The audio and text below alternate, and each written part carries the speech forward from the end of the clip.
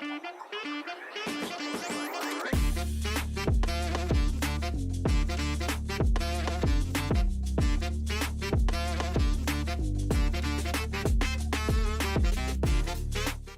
guys, welcome back to another episode of Soulful Tips and Sips with Val. Woo! We are on episode 3 already. Y'all, I am trucking through these interviews, huh? I am just obsessed with my friends, so I keep on texting them. If you're my friend and you're watching this, thank you so much for all of your support. And also, if you're just an artist or a theater educator or a music educator and you want to be on the show, just DM me, text me, and we can talk about anything you want. Like, if you've been listening to a new album lately and you just kind of are like, I need to talk about this with someone, I'm your girl, okay? So just text me or DM me or send this to a friend that you think may want to be on my show. But so for today, guys, I have such a special guest. And I know I say that every single time because every single friend and every single guest is going to be so special to me. I just am so happy that I'm able to just create and have this platform where I can amplify all of their voices. For today's episode, it's going to be a little different because the guest that I'm bringing on doesn't have a recent video of them performing. They're an artist themselves, but they are in school right now. They're getting their master's in mental health counseling, and I'm sure you can probably guess what friend this is of mine. They're literally my best friend ever. And I was thinking to myself, I need to figure out a way to have them on the show because even though they're not actively performing and singing, they do actively find ways to keep music in their life and also in the field that they're studying. So we're going to be kind of talking more about science and psychology and how that correlates with music. So music therapy, mental health. The name of this episode is Music Literally Heals because we're going to be talking about the scientifically proven aspects of music directly affecting our well-being and just like so many other things that music therapy does. If you haven't heard of music therapy before, don't worry, we're going to dive into it when I call my special guest in.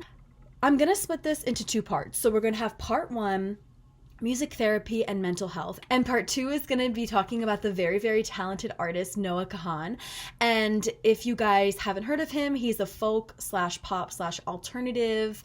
That's a lot of genres. But he basically is like a folk, I would say folk/pop storyteller/artist. And his music, his recent album that he just dropped called Stick Season in 2022 was absolutely so amazing. And then he just dropped the deluxe album. And so we're going to be talking about some songs on the deluxe album and kind of analyzing the lyrics and connecting that to our conversation with mental health.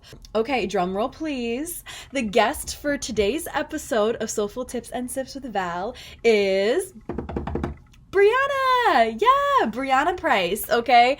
I don't know why I just said her whole name like that, but Brianna Price. Well, we should call her Dr. Price, shouldn't we? I made a joke with her the other day saying that, and she was like, we'll see. I was like, girl, let's manifest it. So anyways, I'm going to read her bio. So wait, a little bit about Brianna. So she is literally my best friend. Ever since freshman year, me, her, and Sabrina, who you saw in the first video, well, Sabrina and Brianna were, it's a whole story. Sabrina's better at telling it, but basically Sabrina and Brianna were roommates freshman year, and I lived across the hall. And we kind of knew each other a little bit. Then stuff happened. They had to get kicked out of their dorm. That's a different story for a different podcast. And then they moved to Prosser, across the hall. We lived in Brown. If any of y'all go to Muhlenberg, you'll know what I'm talking about. And so basically they had to up and move to this small double because they were in a triple before, but then they had to move because of roommate issues. And I was like, oh my God, I just started becoming friends with these awesome people. And I got like so sad. But then Brianna got into the same a cappella group as me, and we became so freaking close. And me and Sabrina were close through women's ensemble choir. Yeah, that's a whole nother thing. Me being in choir. But anyways, so long story short, we all started hanging out and becoming best friends. Unfortunately, right before or like during the COVID year where we then decided to take a gap year, all of us together, and Brianna unfortunately decided to transfer. And that was like super tough for our trio, but now looking back, it's literally been probably the best decision that she's ever made for herself and just what she wants to do. We'll talk a little bit about her journey with theater and music, and then kind of how it correlates with psychology. But so that's my little spiel with Brianna. She's literally the most kindest, badass bitch I've ever known. She's like, so she's a Leo, but she's also, so she's a Leo, she's a Sagittarius moon, and she's a Gemini rising. I'm literally just obsessed with like all of her signs. I'm a Sagittarius, she's a Leo, so fire signs unite. And then she is a Sagittarius moon, which makes so much sense with her being like obsessed with travel and hiking. I need to read her bio. Brianna just graduated UMass Amherst with a bachelor's degree in psychology and will be starting her master's degree in mental health counseling, woo, this fall at Boston College. Her first day of school is Monday, so we're gonna be talking about that. She started her college career as a theater major, just like me and Sabrina. And while her path has taken a turn, her love for music and art has never diminished. That's true. She seeks musical connection in all aspects of her life, relationships, and current work today. Brianna works as a support therapist at a child and family services, where she assists neurodivergent children with their emotions and behaviors as they navigate group settings. She hopes to continue this work with children once she obtains her degree and use music and art to enhance their therapy. Exciting. Her favorite artists include SZA, Sammy Ray and the Friends, Noah Kahan, and boygenius. She's an avid traveler, hiker, and soul comforter in training. While she hasn't sung in a traditional setting in such a long time, she feels lucky to have friends that are so passionate about singing to keep her creativity up to date. So come and sip along with me. I'll show you my drink when she gets on the call. Don't worry, I did not forget about the drink. So sip along with me for this episode of Soulful Tips and Sips with Val, featuring Brianna Price. So yeah, let's add her to the call.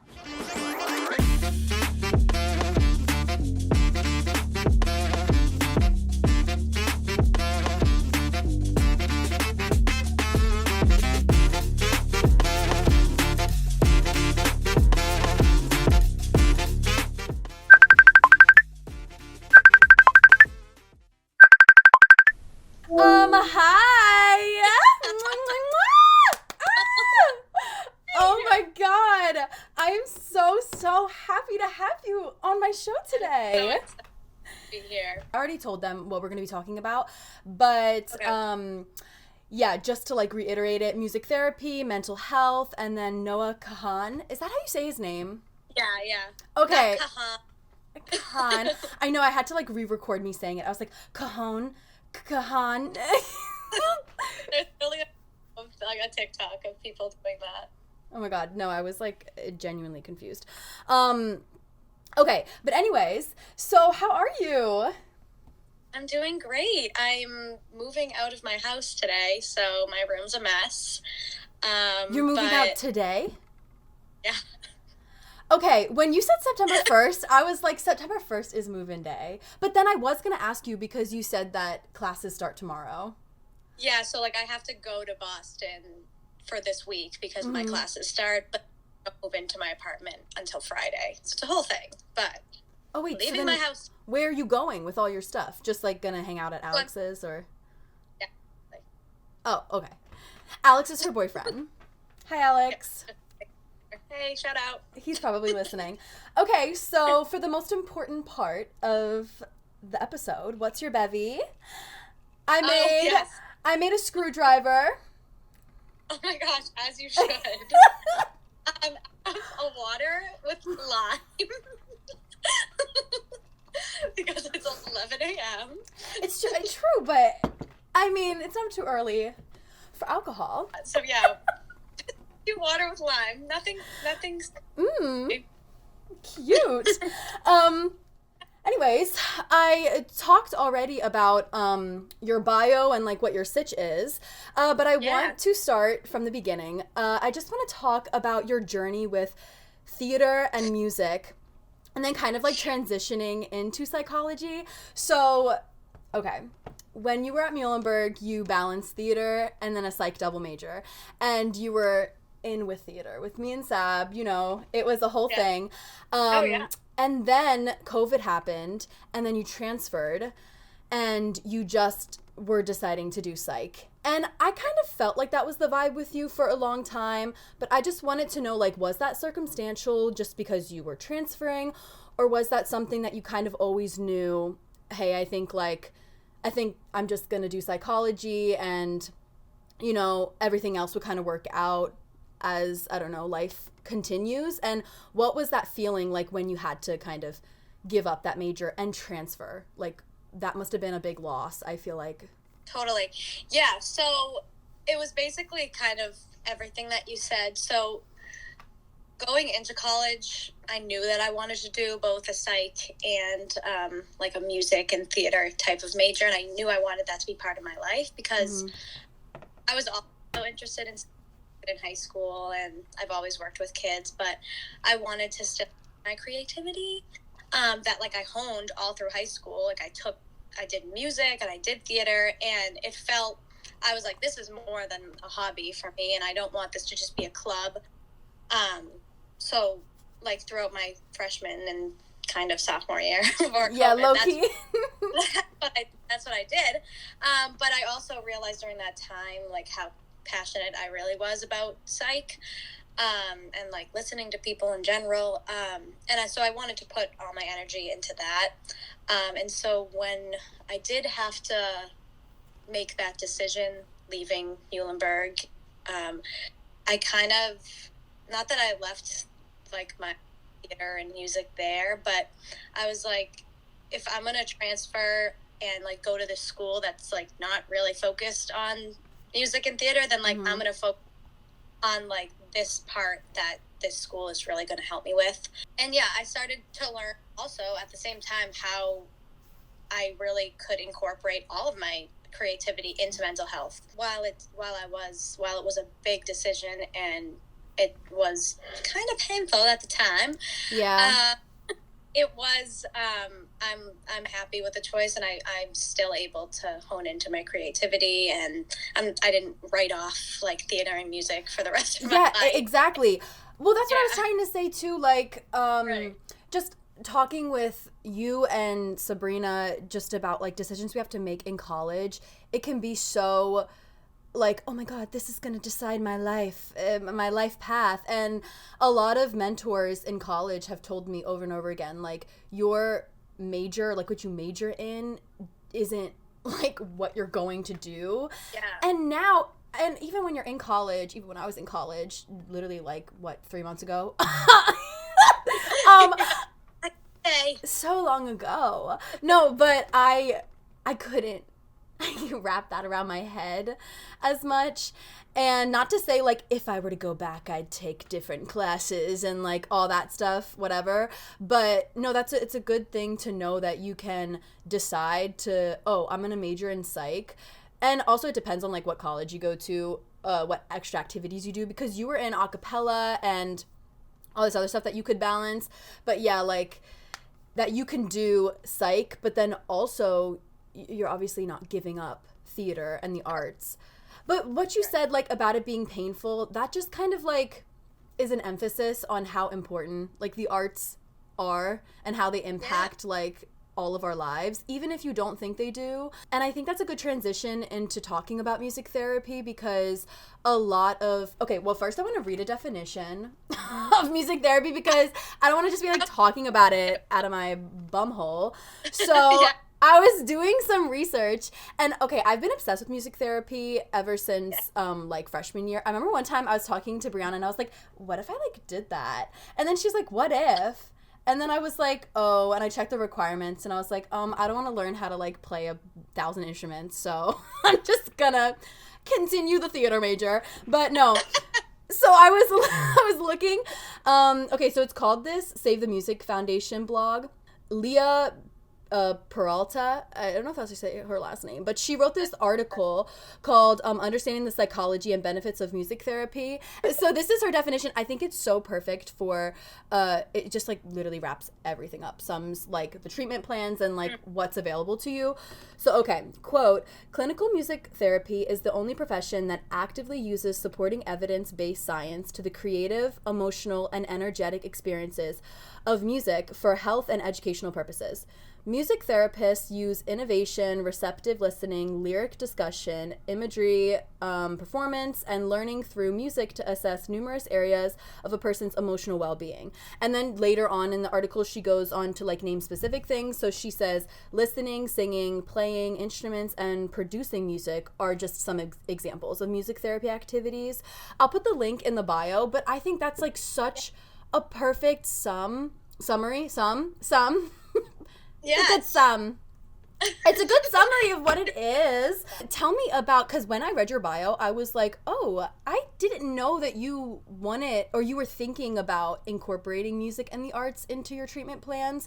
Like, I guess we just have never had a conversation about that. So tell me, like, did that come with time and experience and you being like, oh shit, I can do this, like I can incorporate this, or was it something you always just knew you were gonna do? All right. Yeah. Well, just to say again, I have no degree. Yeah. Okay. Well, I'm not a doctor. She doesn't have a degree yet, even though I jokingly was like Dr. Price. Yeah, I just want to make sure all of my knowledge that I'll be sharing today is like all from experience, like in my job or whatever. I have a degree and I'm not like licensed or anything. Yeah. No. But on that note, to go off of that, yeah, I think I like interest in music therapy came from working with music therapists more and more. The job I work at is kind of like a full healing like place. So we have speech therapists, music therapists, occupational therapists, mental health counselors, like all different kinds of people. So like it's really great because I'm able to see all different types of treatments and healing and all that. But just to like go off of the definition that you said from that therapy, what I've heard, the music therapists that I've worked with, how they describe it, like in simple terms, is using music to accomplish something that's not music related. So using music in any way to accomplish a goal that like their client is trying to accomplish. So that can be super subjective, and like every single a session and client is going to be different because you're basing it off of what they want, which is great. That's how mental health counseling works too. And so yeah, I just have been really experiencing that through the people I've worked with, and I'm super grateful for that. What was the workshop that you mentioned to me the other day when we were texting? You were like, oh, or did you say you were at a workshop, or was it kind of like you just kind of like were in a session where they were doing music therapy on clients? Like, can you tell me a little bit about that? Yeah, sure. So basically, I'm a support therapist for social groups for neurodivergent children at the place I work at. Yes, you are. And one of the groups was like we did a drama group. Ooh. Yeah, so we put on like we kind of read a book, and each of the kids was a different animal. And what we did in that group is we used a lot of what the therapist called improvisational music therapy. Ooh. Yes, and so this really increased a lot of the kids with autism, their communicative behaviors or communication behaviors. We all, like at the beginning of the group, we would all just sit in a circle, and she would play along with her guitar, and then go around to the kids, like add a word, or like add like their animal sound or something. And I swear, the one time that like all of the kids would sit down and like actually participate in like something. Wait, were they nonverbal, or were they just like had trouble communicating? In this group, none of them were nonverbal, I don't think. Yeah, no. But you could just tell like I mean, they had communication issues anyway, just based on their diagnosis, but but yeah, it really improved their confidence to like make decisions, like them wanting to participate. But it's really awesome. Like we had one girl in that group, and she like had like trouble with her anger, and the music would just have her like take a drum and like go to town on the drum. It was just awesome to see. Like, we were all like, is that okay? Like, she's breaking your drum. And she was like, it's okay, that's why I'm here.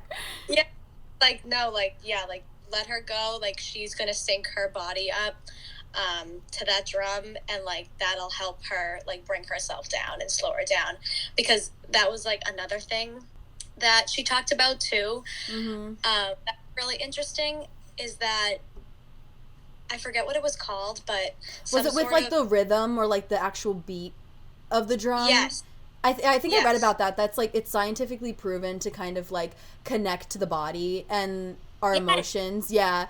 And like, it's like a release that can easily be translated into music. So you don't have to like be, I don't know, you know how people go to those things and they like smash things in like a room? This is kind of like the equivalent, but with music. Yeah, so like she was like, so it was like, for example,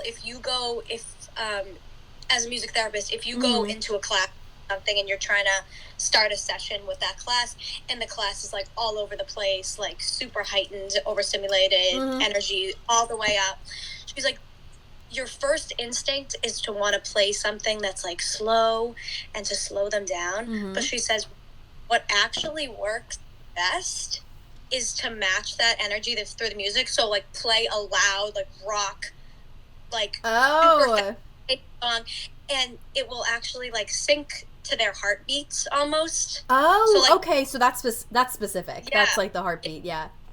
So their pulse and everything, like when we listen to music, our bodies naturally like go to the tune, clap, and you like bop your head to the sound. So if you match that music to the energy that's already in the room, then the next song you can bring it down a little bit, and their pulses are already connected, that like they're gonna go with the music, so you slowly bring it down. And she says like that's what works the best, like all the time. I've actually started like using this, like if I'm feeling in the opposite way for myself, like if I'm feeling really like down or sad or something, I'll listen to music, and I start with like a sad song, like slow, feeling like my emotion, how I'm doing, and then I'll like slowly bring up the beat, like and then like get into like a dance song, and I'm feeling like so much better so quick. Oh, that's so good. Yeah. Okay, well then can you explain why?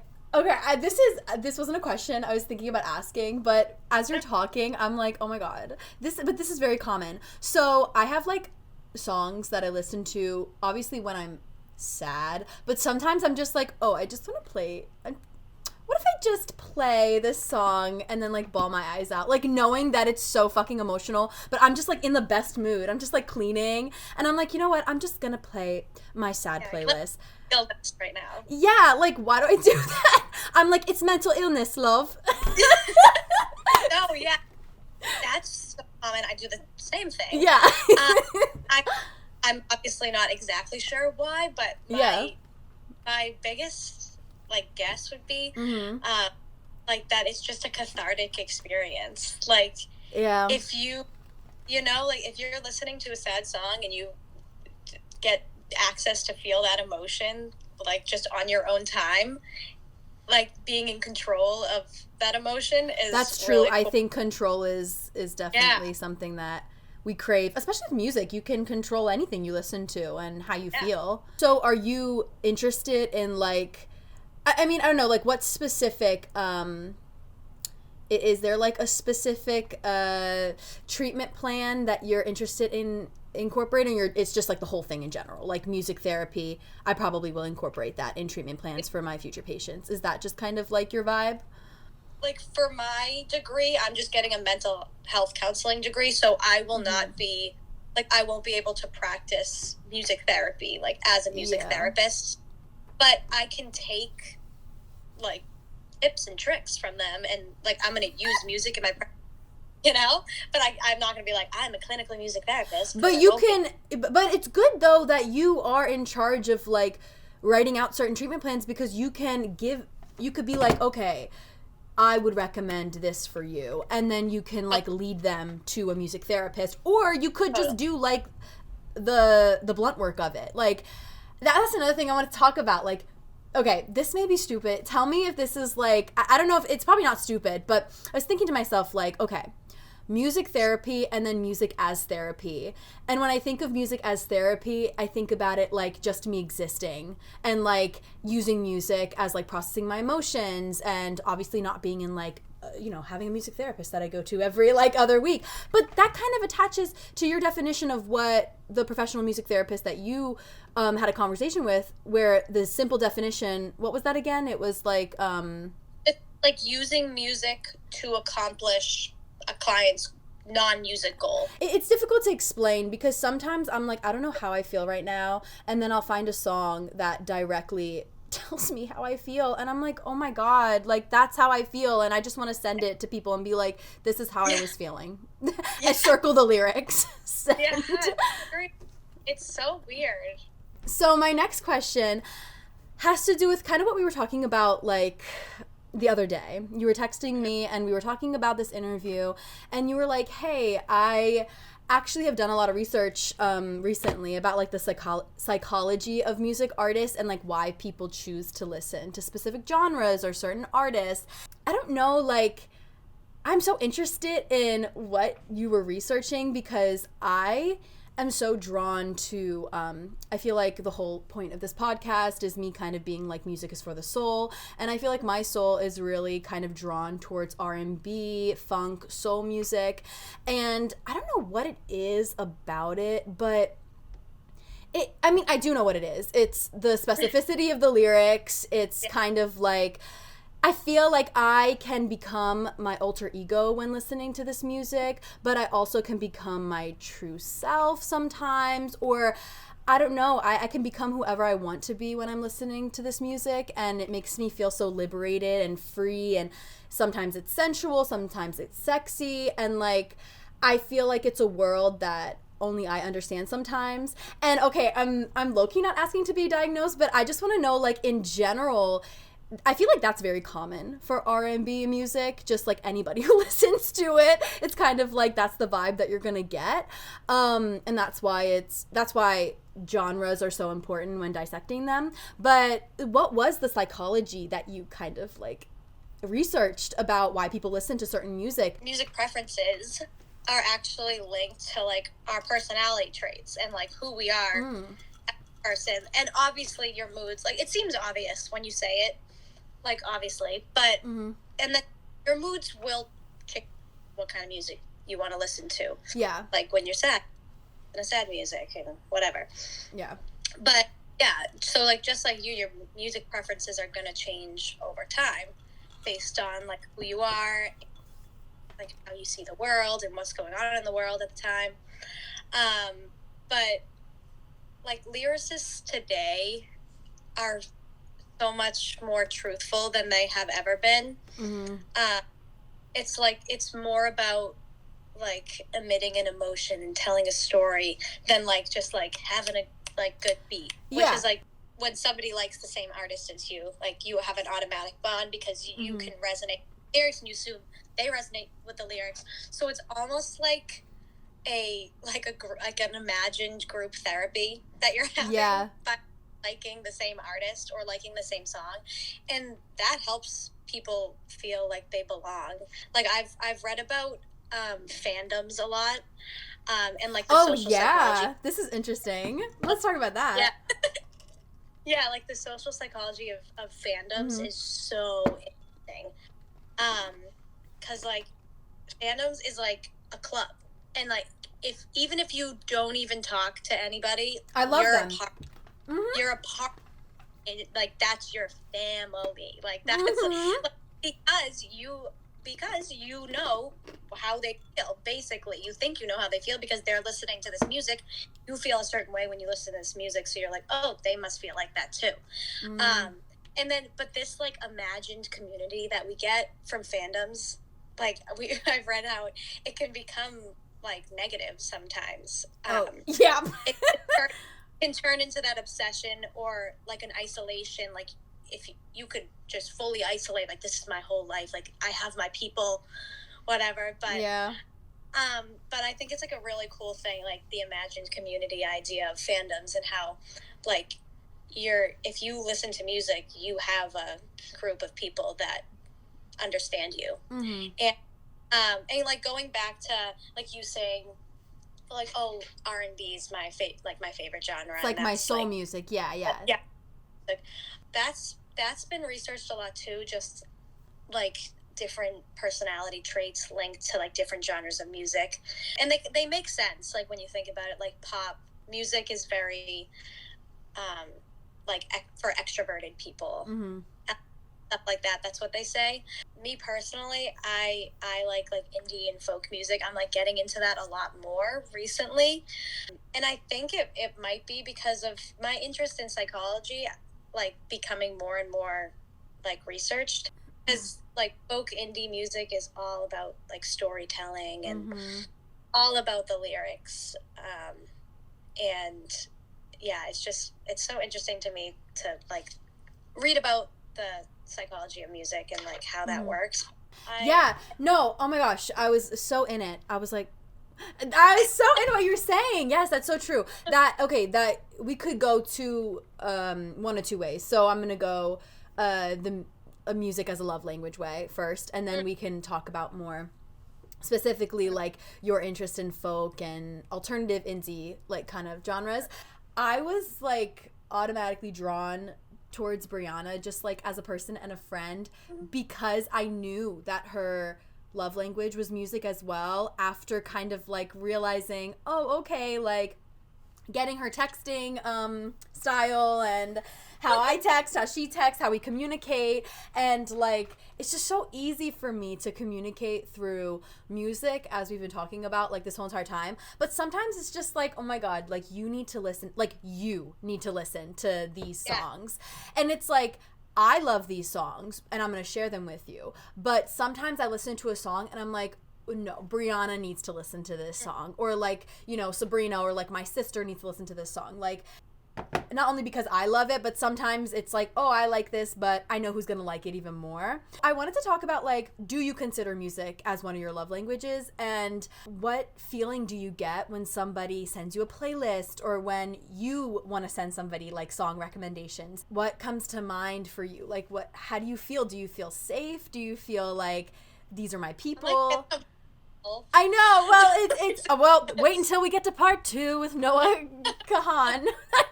Like, how do you say his last name? No, but yeah, like, how do you feel? Like, exactly, it makes you emotional. Tell me more about that. I mean, seriously, sharing music is a love language. I love making playlists. Yeah. For myself or for other people, and I love, like, my biggest love in the world is like getting a song from somebody and being like, oh, this made me think of you, or just like even just like, oh my gosh, listen to this song. Yeah. Like, oh my gosh, like I'm getting like a gift from this person that, like, for me, my music taste feels so intimate to me. Yeah, that's what I was gonna say. Yeah, because I feel music like a different emotion. Like, it's not an emotion that's like named. It's like a whole different. So it's so intimate to me. So if I share a song with you, or if I share like music or playlist with you, like I trust you. I trust you.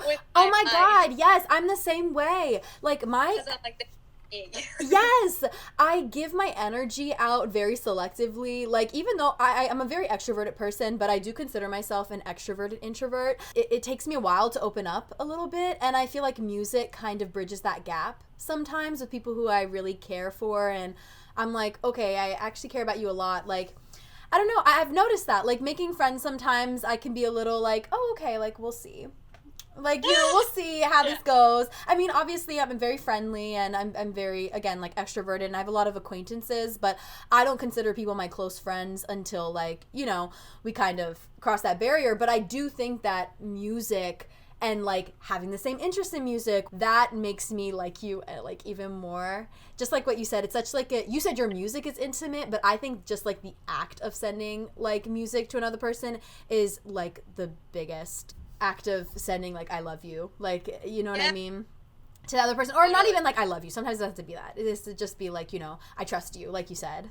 I kind of wanted to talk a little bit, transition just a little bit like from music therapy and mental health before we get into part 2 talking about like Noah Kahan's like new album. How do you feel as a performer singing a song, or maybe not even performing, but how do you feel when you sing in general? How does that make you feel? And do you think that you would take performance opportunities in the future if they were given to you? Like I said before, like I didn't, like when I dropped that major, I wasn't like, I'm never gonna sing again.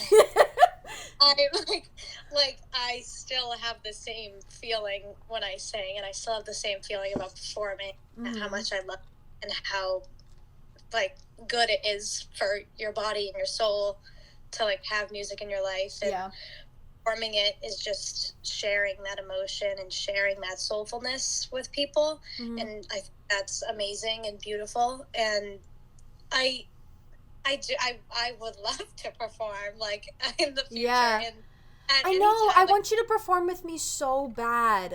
Like me and Brianna haven't sung a song together since what? It's Raining Men in Barcelona. And that was like, we were getting the harmonies off. It was like brutal. Like it was bad. It was bad. It was bad. And I was like, what's going on right now? Like I said before, I think lyrics hold so much weight, and like when I hear a song, I feel like it's a brand new emotion. And so like singing a song makes me feel like a certain way that only brings me closer to that emotion. Like from my own instrument. Like it's cathartic again. And I'm never gonna give up like wanting to perform and wanting to sing, because that's part of me, even though I'm like taking a different path. Exactly. Period. Yes. Oh God, that just makes me so happy. Like, you deserve everything and more. I'm not even kidding. Like, you deserve everything that you want to accomplish and every dream that you want to be and you should be. And I think that's so important because, like, you know, I told them before, me, you, and Sabrina are a trio, the bestest of friends. And, you know, we kind of, like, already got the gist of, you know, we're learning about me every day. But no, even myself, we're learning more about myself every day. But, you know, you kind of understand, like, where Sabrina's path is going, kind of what I'm doing, and then now what you're doing. And just, like, this idea that, like, you don't have to go to New York City and, like, you know, be like, I'm going to do it. Like, even though that's beautiful and I love it, I'm doing it. It's for me. But, like, you know, you don't have to do that. Like, you can find the joy and the power in music through the field that you're in, but then you also can go and audition, perform, do stuff like on the side. Literally the only person holding you back is yourself. Now I think would be a perfect transition into part 2. We talked a lot about music therapy, mental health, all that stuff, yada yada yada, but oh my God, please let's get into Noah Kahan. But before we do that, I do want to read this definition. It's from the same article that I mentioned above, but it's just like a little side question that I have for you. So I'm gonna read the quote and then kind of just like open up the conversation. So this like really stood out to me, and it relates directly to what we're about to be doing with Noah Kahan's like music. So music therapy, specifically, I can't read. Okay. Music therapy, specifically the lyrical aspect of music, helps them express their struggles. As one music therapist said, lyrics are an easier gateway for expression than the spoken word. So true. And then, so I'm reading this, and I'm sitting here thinking, oh my God, I've participated in music therapy my whole entire life. Literally, that's just like all I do. Like every single day. And I'm not even kidding. Okay, I wish there could be like comment down below. Oh yeah, I'm posting this on YouTube. Comment down below if you do this. But but I seriously, when I listen to a new album, first I have to listen to it song or album, I have to listen to it obviously in order. If you guys aren't listening to your albums in order, then you're doing it wrong, okay? It's a story. I open up the song, I click lyrics on my Apple Music, and I just sit there and I like listen to the music and I read the lyrics, and then once I get it in the first time, I'm like, okay, now let me listen to it again, and I can like maybe add emotion a little bit more, because I'm just getting, when you're just getting into a song, it's kind of like, okay, what is this about? Like, where am I? What's going on? And then you listen to it again, and then you start actually being like, oh, I can relate to that. Or, oh, that makes sense. Like, I feel like you're talking about me. Are you like calling me out right now? And I feel like, I don't know. I just wanted to talk about that. That's very common in Noah Kahan's like songs, especially the song that we're talking about today, which is You're Gonna Go Far. I'm sure you all have heard about it. It's all over TikTok. Everybody's talking about it. Everybody's listening to it. Can you talk to me about your relationship with listening to Noah Kahan as an artist and why you love his music so much? You said before you're into kind of like more storytelling, folk, indie, alternative genres. Other than that, why do you love Noah Kahan as an artist, and why is this album so important to you? Like, why does it, I don't know, stick out for you? Yeah, if you haven't listened to him, stop the video now. Stop what you're doing. Go listen to his album, because my research for this was the album, y'all. I don't really listen to Noah Kahan. I just saw this on TikTok and I bawled my eyes out on the song. I literally was like, oh my God. Yeah. And then I was like, okay, I'll listen to the whole album now. Yeah, exactly. So, yeah, for this album, I don't know. I just, like you were saying, like, is this play about me? Like, is this fucking show about me? Is this fucking, yes, Euphoria.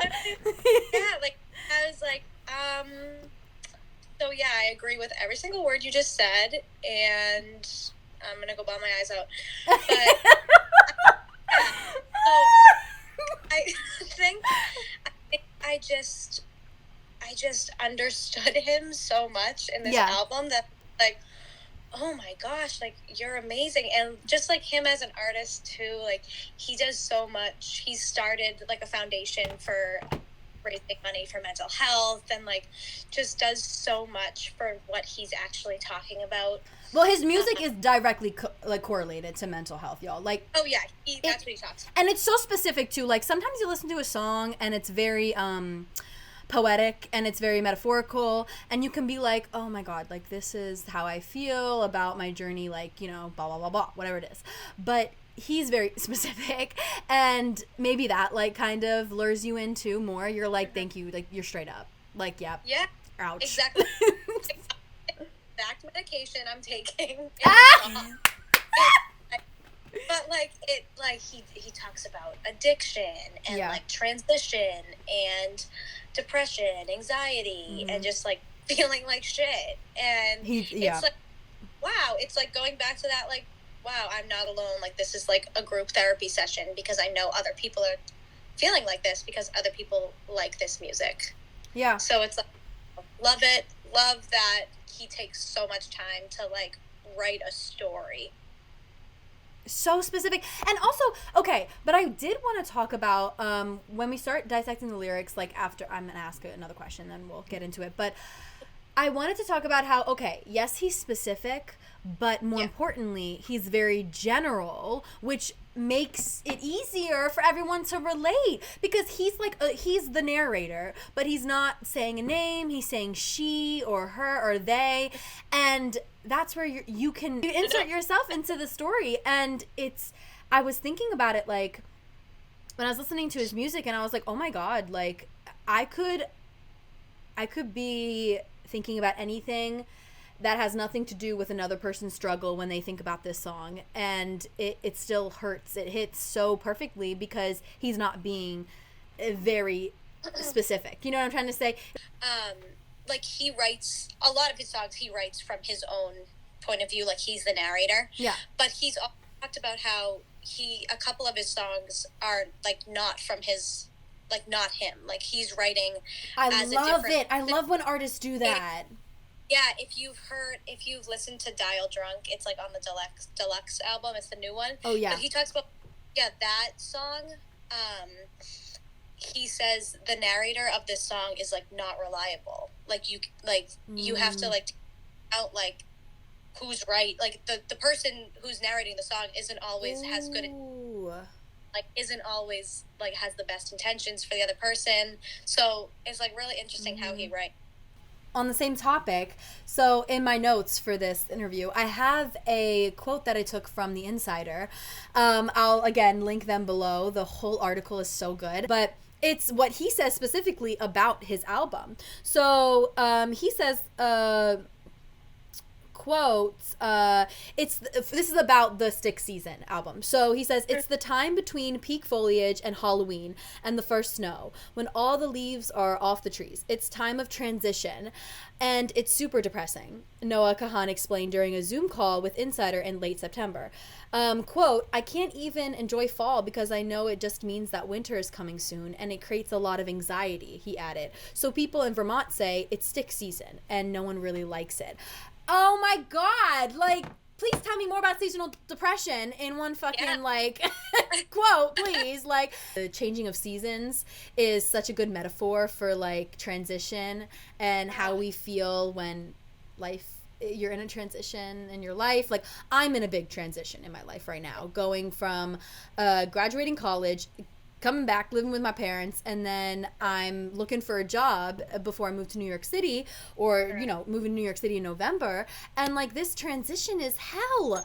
And I just, like, it reminds you of, like, the changing of seasons. And I love what he said there. I don't know. What do you think? Like... I love that. The song that we're going to talk about too is just like a transition, and so many of the songs on this album is like change or transitioning, and he is talking about like how hard change is, how like you could be reborn from change, but the process of going through that transition is hell. So now let's get into the song. Like, it's wow. So I wrote the message of the song in my notes. I said acceptance, love, change, letting go, and I'm sure a lot other different ones. I just wanted to talk about, so first I wanted to talk about the lyrics, but I also want to talk about the key that it's in.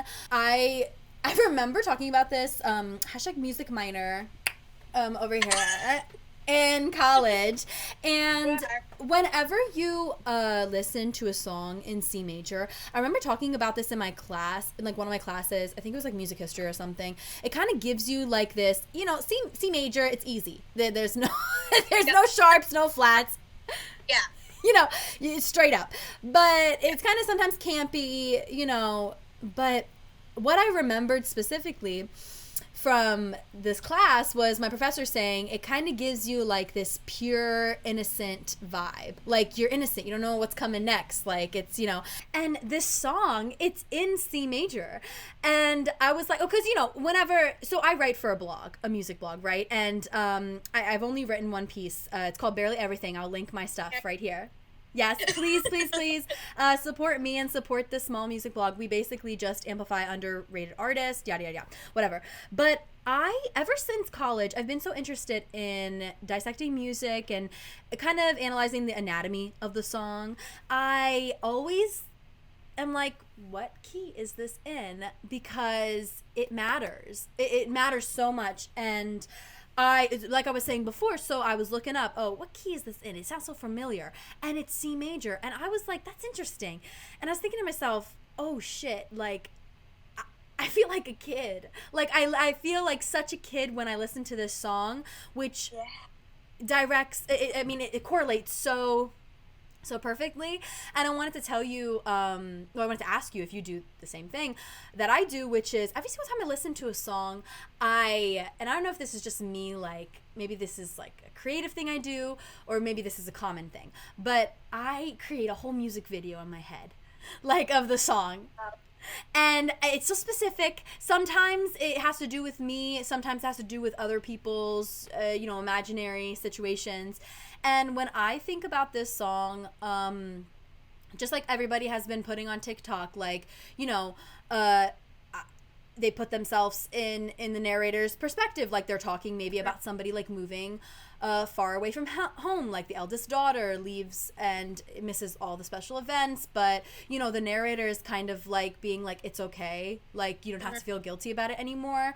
But the song itself triggers like so many specific childhood memories for me, and just like even memories that aren't even mine, that I'm like, these are just like specific ones that didn't really happen to me, but I know that they're special to someone. They exist, yeah. Yeah. So, do you feel this way when you listen to the song as well? Yeah, I mean, this song specifically is like the clear, like bittersweet feeling that I've like ever felt through a song. Because, like you were saying, like the music, like it being in C major, it's so like, it's so normal and so like, oh, this could be like a happy song.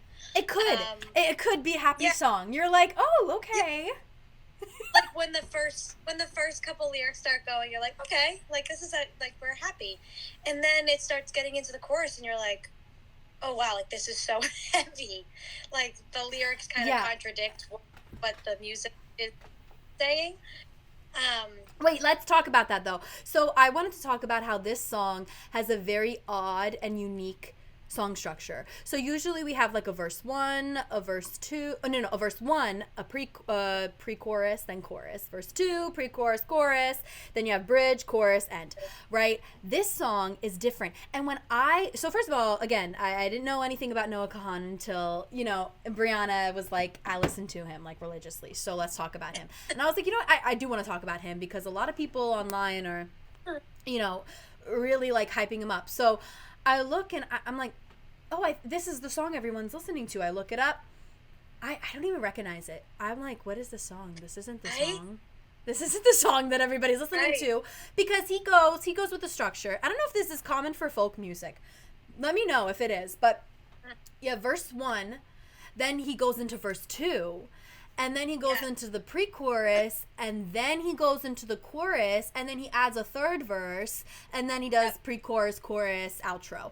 But, oh my God, I think I may insert, I don't know if it's going to like give a copyright notice, but I think I'm going to insert this part that I want to talk about right here. Then into there. Oh my God, I'm going to cry. Y'all, we just listened to it. And I'm actually going to cry. So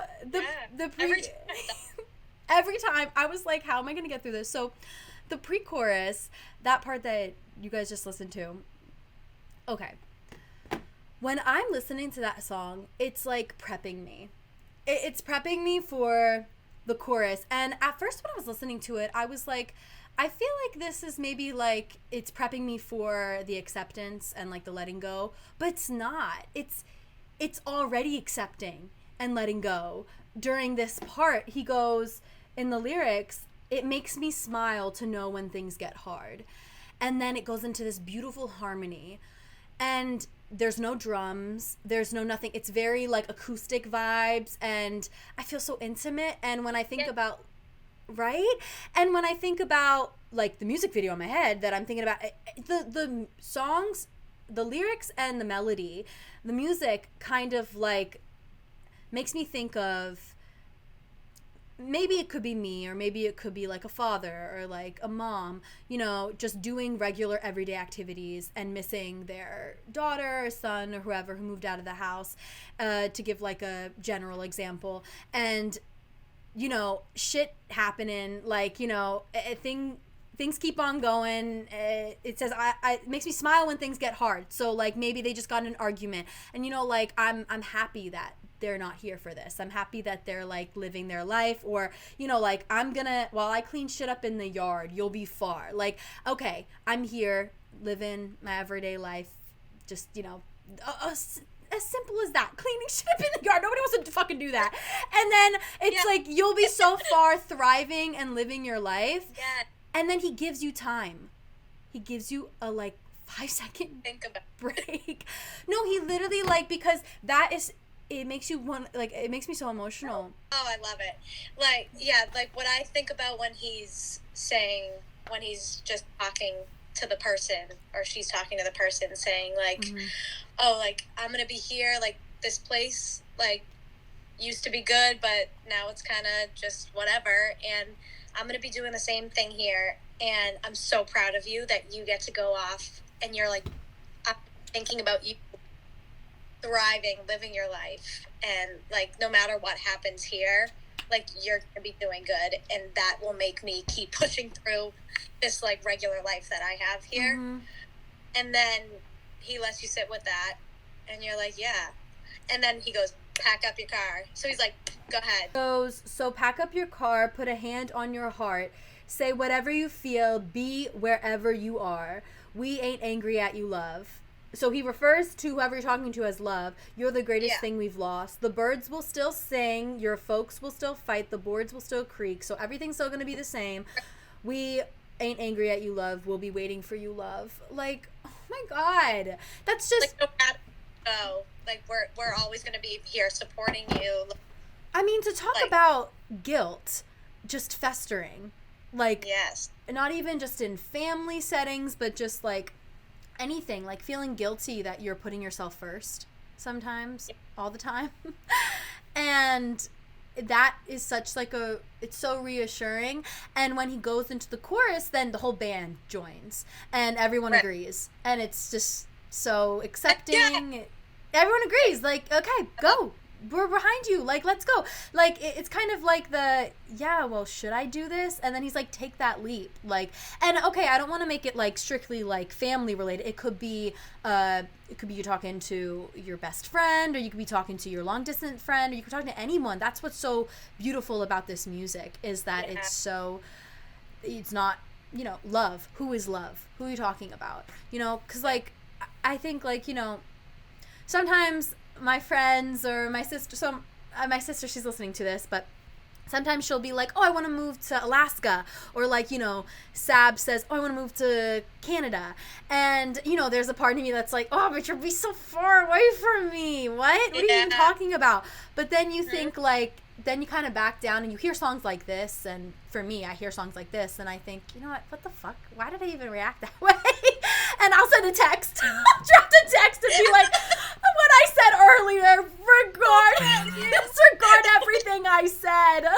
I'm like, I want you to be happy, and I'll be here. I mean, and why not? Like, you're in Boston. I'm long distance friends with you forever, and I miss you so much all the time. So one of the first thoughts I had when listening to this song was actually you and Sab, like saying these things to me when I had to transfer and leave. Like my best friends, like I was like, wow, this is like, I don't know if anybody like feels this way about like their friends, and how sad it was to leave. But I always felt guilty about like, but oh no, yeah. Yeah, and it's so hard though. I totally feel that, and the song just, it makes you feel so accepted. I feel like especially we're all the eldest daughters of our family, and when we put it in that kind of sense, it gets a little deeper, and it gets a little like, more specific. When you think about it, like the oldest daughter, like and when you get even deeper into that, like if someone's in like a toxic household, and they're leaving behind their siblings, and like it's the siblings saying like, like the folks are gonna fight, but like you go better yourself, and we'll still be here like when you need us, and we know that like you're gonna do great things and then come back. Like it's like there's so many ways to take it. Mm-hmm. So I also wanted to talk about after the chorus, when he says we'll be here forever, and then he said we'll be here forever, and then he speaks and he goes, sure will. Oh my God. Yes. Oh my God. He does that in another part too, where really? Right at the end of the chorus, goes, you're gonna go far, and then he goes, yes you are. Like just like adding that little like talk phrase, just to like act like an extra reassurance. Yeah, Like, it's an extra reassurance, but it's are. also like out of, oh my God, like you just like brought us out of the song. Like we're not in a song anymore. Yeah. Like, oh my God, you're like right there actually talking to me. I have always been a big advocate for when artists put specific audios or like memories into their music, into like their albums, and or they have like a recording of a friend talking, and it makes it so much more real. You know, not to say that it's not real, but when you're singing and you're creating, you are allowed to be anything and everything you want, and it doesn't have to be realistic. You can write an alternative reality if you want. You can make anything you want.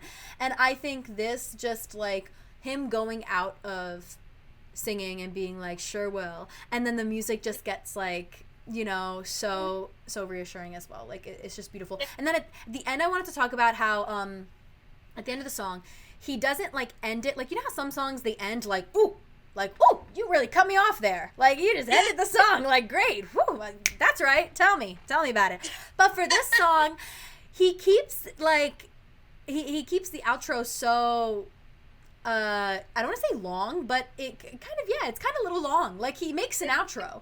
And it just kind of reminds me of a car driving off in the distance. And you just kind of, like watching it, like how did that make you feel, that ending, the outro for you, listening to it? Like, did you feel like, I don't know, how'd you feel? You're so right when you say like the car like driving away. That's so true.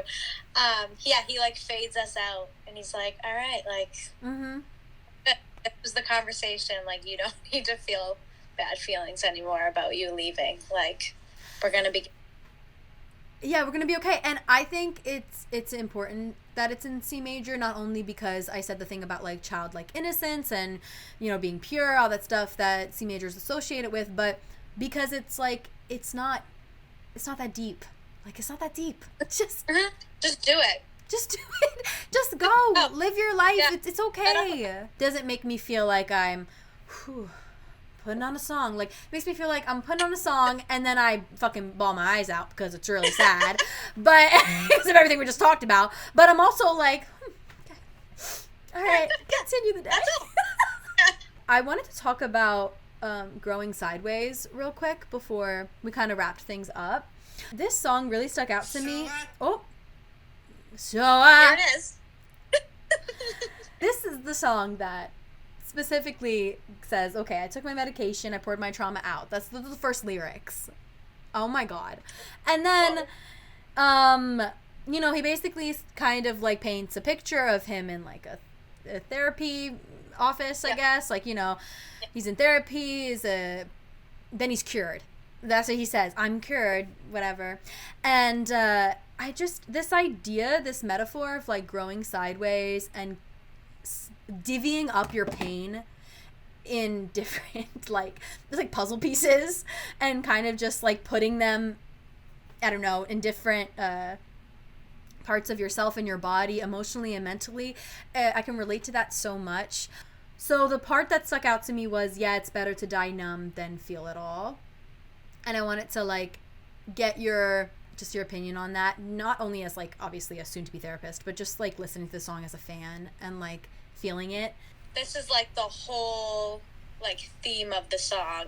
He wrapped up in that one lyric, like it's better to die numb than feel it all, because what he's talking about in the song is how like he went to therapy, took his medication, like he did all the right things to help himself, but he's growing sideways because he was scared to address like the real things that were happening. And like he saying like I'm going to therapy, but I'm lying in therapy. Like I don't want to talk about these things that I'm feeling because it's scary and it's hard, and I'd rather die not addressing them than like and like feeling all the stuff that's going to come with talking about this, because that's going to be harder for me than just bottling it all up. I think that totally puts it in a different perspective. He's like but he calls you out. Yeah, he talked about he's talked about how he has like gotten out of that growing sideways, and like he's actually started to talk to like about his real feelings and stuff. So like he's starting to grow like forward instead of just like the metaphor is so perfect, like growing sideways. Well, on the topic of the lyrics, like I also really was I really liked the lyric, oh, if my engine works perfect on empty, like I'm gonna just drive, I guess I'll drive. Yep. And that's everyone's mindset before even wanting to go to therapy.